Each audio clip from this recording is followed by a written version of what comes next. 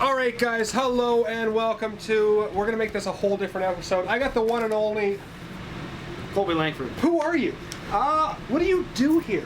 Why am I? This doesn't make me look very good in this spot. There we go, there. I'm a district sales manager for Northwood Manufacturing. Been here for about 8 years, worked in service, now I work in sales. So I manage Alberta, Wyoming, Montana, and some Alberta! Yeah, Canada. Woo! And then I also manage our Facebook, Instagram, and YouTube, which is how I know Taylor. That's how we met up. And if you're tuning in right now, my name's Taylor. I make YouTube videos. Great videos. Look at that. Okay, I got some questions in the last video. You guys asked some amazing questions. Now, I can't get to everybody's question. There are a lot of questions opinion-based, such as, why doesn't the RV have this? I like it to have this. Just remember that these RVs are sold to not just you, but to everybody. So the features in a lot of them are, how would you say that, for the general population? Yeah, and I guess the kind of the market that we are targeting as far as how our RVs are built, what they're equipped with. Like you said, everyone wants this or that. They think that everyone else out there wants them. Mm-hmm. And yes, everyone has their own opinion as to what they want or don't want. And we try to hit the mass majority of that, and of course we're going to leave some people out here. Sure. So the biggest question that I got and that I have is, how long does it take to make a truck camper? How long does it take to make a fifth wheel and a travel trailer? Just average. I know that there's different models and there's toy haulers and all that, but just average. What do you think? From start to finish, a basic travel trailer can take us 5 days on our smaller models. Some of the larger ones up to 7 business days. Truck campers, you're up there around 6 to 8 business days start to finish. Fifth wheel's right there about the same, 6 to maybe 9 days depending on the size. Right. And that's basically once it starts to be constructed. Okay. So you got to consider this, like the sidewalls, some of the floor, some of the roof, miscellaneous pieces, cabinets, walls, things like that are built in advance to the trailer, fifth wheel, or camper going into production. Right. So it seems very, very fast, but there's a lot of things that are stage, grab, mount, and go. Right. So you said last time I was here, something like this factory can produce like 12-ish RVs a day. 12 a day, yeah. So 3 production lines. Crazy. Yeah, 3 production lines. We have one that's simply truck campers. Yeah. So on the truck camper line, if we're building a bigger Arctic box, we can usually do 3 a day. Smaller Arctic boxes, we can do 4. And then on some of the Wolf Creek models, if they're a little more basic, we can do sometimes 5 to 6. Right. Okay. Wow. Yeah, and then you got your fifth wheel trailer line. You can vary from 3 fifth wheels a day all the way up to 5 travel trailers a day. Wow. Okay. Yep. And then it'd be our line 1 is basically travel trailers and toy haulers only. And we can do anywhere from 8 of the 17 Ks a day. Yep. All the way up to like a 27 FS toy hauler, which we can do 3 a day. Oh, I see. Cool. So on average, 3 lines, basically 4 on average per line, 12 units a day. Nice. Yeah. That's cool to know. Second question is a big question that I had too. Is are you looking into getting into the overland market, as they said, but more of the off-road RV? Well, we kind of are targeted that because we have off-road chassis in all of our trailers, fifth wheels, and toy haulers. Mm-hmm. Our truck campers, that's basically what most people are buying them for, is to get out and away from people. Yep. Because you have the truck camper in your bed, wherever your pickup can go, essentially your camper can too. Yep. And they're built strong enough to withstand torquing, tweaking, things like that. But yes, we are wanting to target it more and more because that's becoming very popular. Yeah. We do shock absorbers on everything. We're wanting to hopefully eventually upgrade that to something better, maybe an independent suspension system per wheel. Mm-hmm. But yeah, we are wanting to definitely target that in the near future. We were talking about that earlier, and the one that I just took out, the 17K, if all you did was raise it up a little bit and put big beefy tires on it, it would look... That's what people think when they see... Yeah. Like, all you have to do is just put big beefy tires on that trailer that I had. Boom. Yeah. You got the 170-watt solar panel, you got the generator, the 50-gallon fresh water tank, 4 seasons. I mean, that's an off-road RV. But I get what they're saying. It's just, are you going to make a trailer that's camo with massive wheels? I've tried the camo pitch, and my boss wasn't for it. Yeah. Okay. Gotcha. No, I mean, it's just such a I guess, a unique crowd to target. It is. And like the beefy tires are kind of a catch-22. Yeah. Because what you're hauling it with is the thing doing the traction and the grabbing. Sure. Versus what you're towing. Sure. And the comment you made about jumping it up a little bit higher as far as clearance, it can't go any higher. Oh, okay. The only way it could go any higher is if we put bigger tires on it. Right. Because right now we have our axles, and then we have our leaf springs, and then we do our shock absorbers. Yeah. Whereas most manufacturers put their leaf springs on the bottom of the axle. Oh, I see. So that's why we are so much higher than most manufacturers out there. I see. Cool. Yeah. And just to add on to that would be like tent trailers and pop-up campers. Are you guys into that or no? No. We're all basically park, run your slide outs out, and you're good. Right. We've never really had any interest in the tent trailer market. I love how people ask this because they're curious like I am. I love the Northwood brand, and we just want you guys to do it all. So that we, you know what I mean? Like seriously, that's why people are asking these questions. Oh, I love your guys' truck campers, but I want you to make this for me. You know, it's kind of a pat on the back to you guys. It is. It truly is. And I'm kind of the same way. Like I have a Toyota Tacoma, 3,500 pound max tow rating. Yeah, that's another question. Are you going to make it smaller than the Wolf Creek? Do you have any plans in it? In the truck campers, no. We may introduce maybe smaller floor plans in the Nash travel trailer lineup. Oh, okay, yeah. And that might be a couple of years out. You know, we're always. Sorry, we got interrupted, but smaller trailer for like a quarter ton or a half ton truck. Can the Wolf Creek do a half ton? There's people that do it. Yeah. If you look at your payload rating, you're way over it. 3/4 ton is what we recommend for the Wolf Creek. Mm-hmm. The 811 and 865 Arctic Fox, you can get away with a 3/4 ton. But we suggest a 1 ton dually for all truck campers just because you're putting so much weight directly in your pickup. But yeah, as far as a half ton truck camper, you know, we can't go any lighter. Yeah. That's the problem. Yeah. You take weight away from the coach and you're taking away strength and integrity. The things you can't see is how you cut weight. Right. Oh, this is a good question. And you know this probably. What sells more? The US or Canada? Who sells more RVs in general? Do you know those stats? It fluctuates depending on how the Canadian dollar is doing versus the US. Which is not doing very well right now. Yeah, so like when Canada is, you know, really booming with the oil fields, things like that, you know, there was a time when they were selling more than, you know, if you took the same amount of dealers in the US, they were selling more. But, you know, we need all of our dealers out there. Mm-hmm. Without them, we wouldn't be able to expand the Northwood product throughout US and Canada. Mm-hmm. And we even have people in Australia, South America, you know, basically transport coaches to and from because they hear about the quality of our coaches. That's cool. Yeah. Are you said this last time, I think I remember, you want to go more to the east side. So, you know, ideally we would like to be all over the world. Mm-hmm. If we could manage it. The biggest problem is freight costs getting to our eastern dealers. Yeah. I never thought about that. Yep, because each one of these, like truck campers, we can do double hauls, 2 campers at once. Which they saw, in a couple other videos that I did. Yeah. Fifth wheel large travel trailers, we can only do 1 at a time. Yep. So, you know, hauling clear to New York or New Hampshire, which we have basically one of our top truck camper dealers there, mm-hmm. he has to pay quite a bit more than, say, an Oregon, Washington dealer. Right.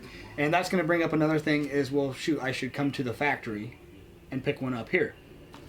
That's another question. It's another question? Perfect. So factory pickups here at Northwood, we can't because of liabilities. And as far as coming to a dealership here in Oregon, it's completely up to you, but we highly, highly suggest your local dealer in case you ever have any service-related issues. Yeah. Because then you're going to have to haul it back to here. But yeah, we definitely suggest your local dealer, but it's completely up to you as the customer. Right. Can I customize my camper or RV when it's coming down the line? Essentially, we like to do it before it is going down the line. Okay, before it's going down the line. Okay. Yeah. So we build things in sequences, so it's all off of demand. So we won't build it unless we have enough orders to fulfill an order. Okay. So like right now, we are scheduled through October on most of our lines. Okay. So from now until October, we already know what we're going to build.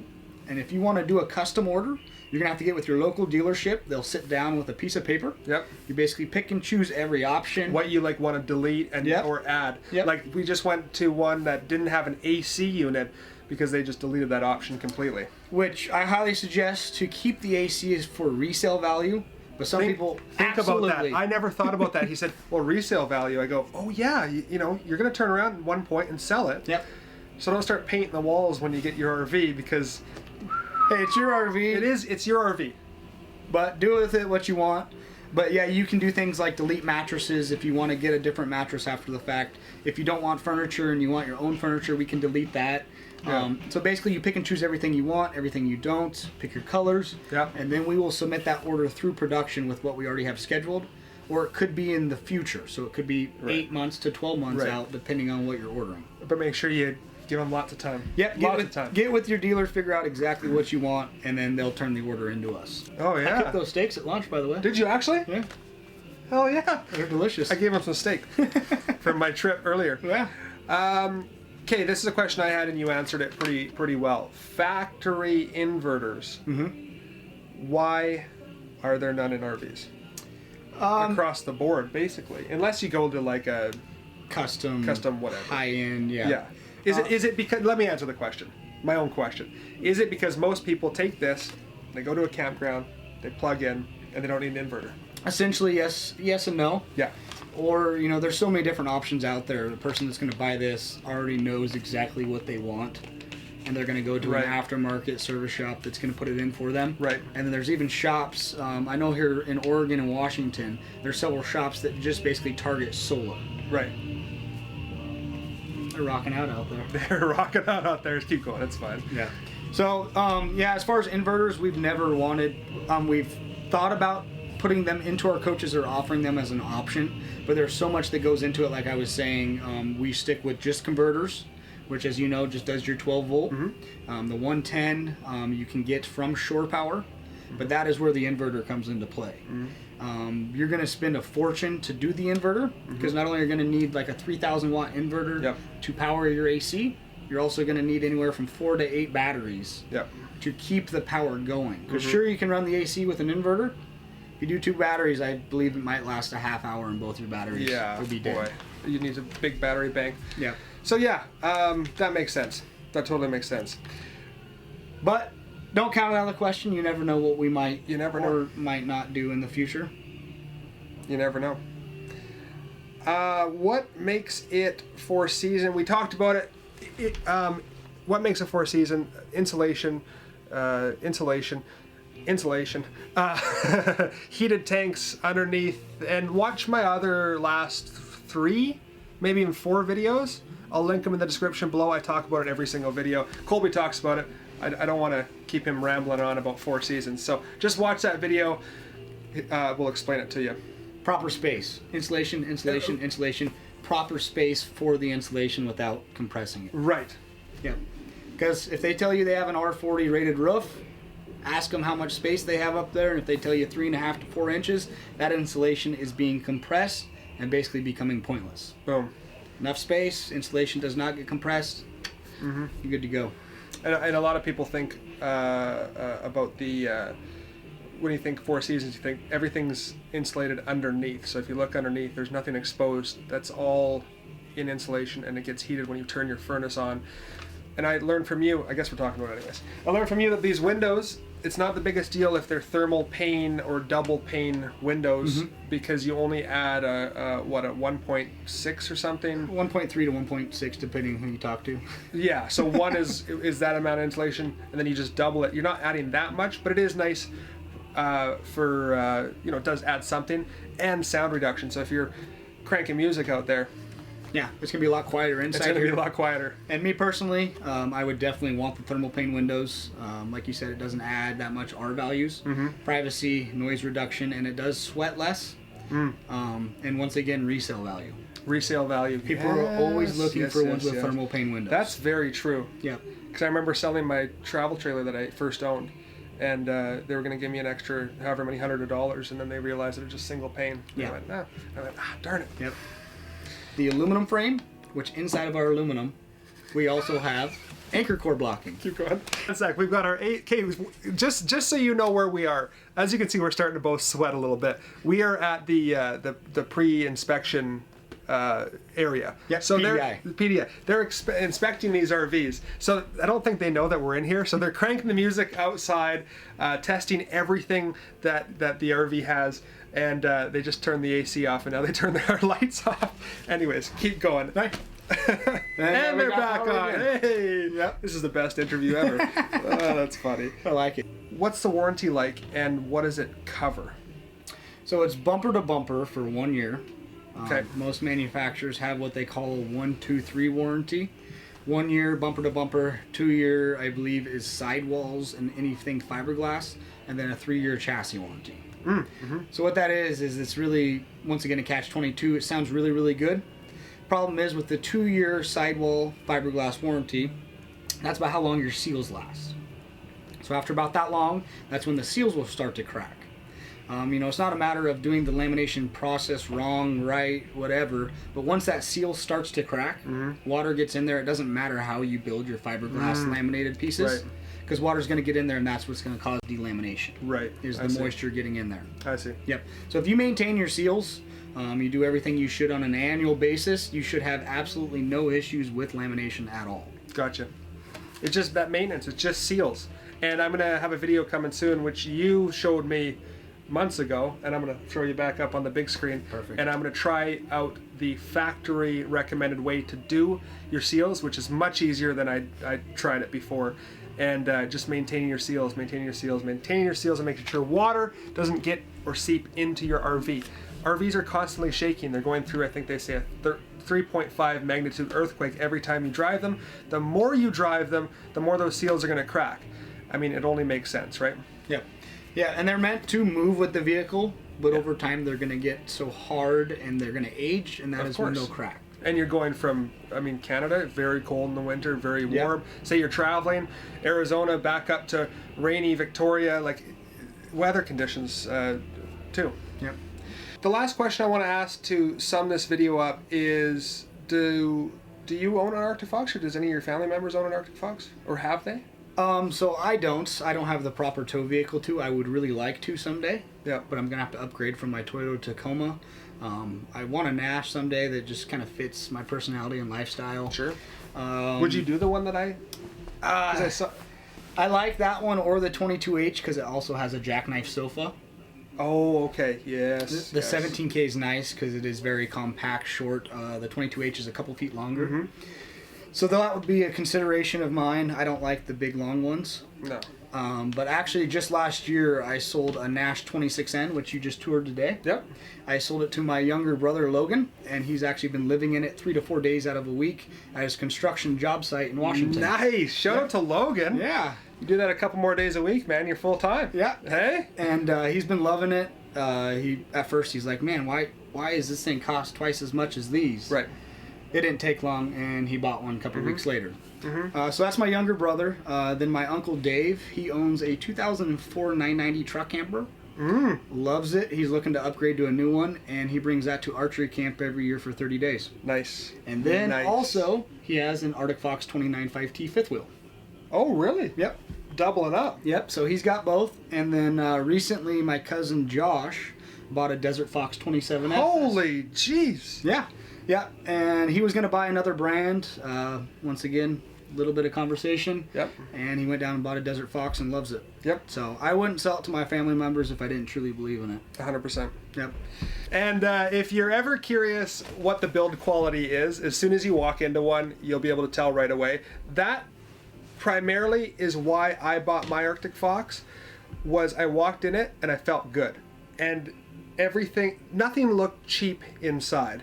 The second reason, and I don't think I ever told you this, but my when I was growing up in Alberta, I remember my dad pointing out an Arctic Fox on the highway and saying, that is a Four Seasons RV. Like, you can camp in that in the wintertime. And that was like 15 years ago. So when I was looking into getting a truck camper, I looked at other companies, and then I saw Arctic Fox, and I went, oh, my dad talked about it, and then I went inside and I just fell in love with it.